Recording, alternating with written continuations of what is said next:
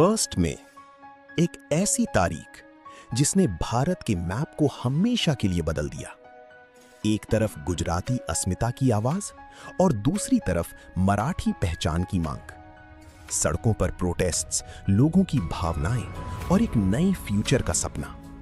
और फिर 1960 में जन्म हुआ दो नए राज्यों का, गुजरात और महाराष्ट्र।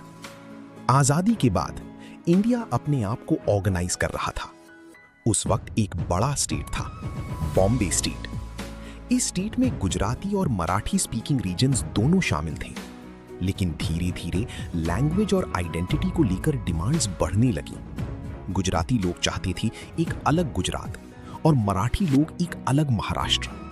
1950s में लैंग्वेज आइडेंटिटी इंडिया में एक पावरफुल इशू बन चुकी थी। लोग मानते थे कि एडमिनिस्ट्रेशन और कल्चर तभी स्ट्रांग होगा जब स्टेट्स लैंग्वेज के बेसिस पर बनी। इसी वजह से महागुजरात मूवमेंट और संयुक्त महाराष्ट्र मूवमेंट शुरू हुए। रैलीज होने लगी, प्रोटेस्ट्स बढ़ने लगी, हजारों लोग सड़कों पर उतर आए। ये सिर्फ पॉलिटिक्स नहीं थी, ये आइडेंटिटी और इमोशंस का सवाल था। गुजराती स्पीकिंग रीजन्स में महागुजरात मूवमेंट तेजी से ग्रो कर रहा था। लोग एक ऐसा गुजरात चाहते थे जहां उनकी लैंग्वेज और कल्चर को प्रॉपर रिप्रेजेंटेशन मिले। मीटिंग्स, स्पीचेस और पब्लिक सपोर्ट रैपिडली बढ़ने लगा। ये मूवमेंट एक मास पब्लिक वॉइस बन गया। दूसरी तरफ संयुक्त महाराष्ट्र मूवमेंट भी उतना ही स्ट्रांग हो रहा था। डिमांड थी एक यूनाइटेड महाराष्ट्र स्टेट की, जिसमें मुंबई भी शामिल हो। प्रोटेस्ट्स और डेमोन्स्ट्रेशंस इंटेंस होते गए। कई जगहों पर टेंशंस भी बढ़ी, लेकिन लोगों का डिटर्मिनेशन कम नहीं हुआ। आखिरकार गवर्नमेंट ने सिचुएशन को डीपली इवैल्यूएट किया और फिर लिया गया एक हिस्टोरिक डिसीजन।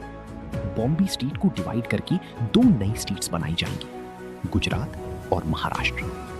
ये डिसीजन इंडिया की फेडरल स्ट्रक्चर के लिए एक मेजर टर्निंग पॉइंट था। 1 मई 1960, वो दिन जब ऑफिशियली गुजरात और महाराष्ट्र का जन्म हुआ। नई फ्लैग्स, नई गवर्नमेंट्स और नए सपने। लोगों ने सेलिब्रेशंस किए क्योंकि उन्हें लगा उनकी आवाज फाइनली सुन गई। आज गुजरात और महाराष्ट्र इंडिया की सबसे इंपॉर्टेंट स्टेट्स में गिने जाते हैं। गुजरात इंडस्ट्री और बिजनेस के लिए फेमस है और महाराष्ट्र फाइनेंस, सिनेमा और इकोनॉमी का मेजर सेंटर। दोनों स्टेट्स ने इंडिया की ग्रोथ में ह्यूज कंट्रीब्यूशन दिया है।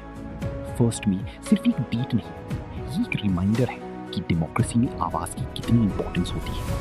ये कहानी है आइडेंटिटी, कल्चर और डिटर्मिनेशन की।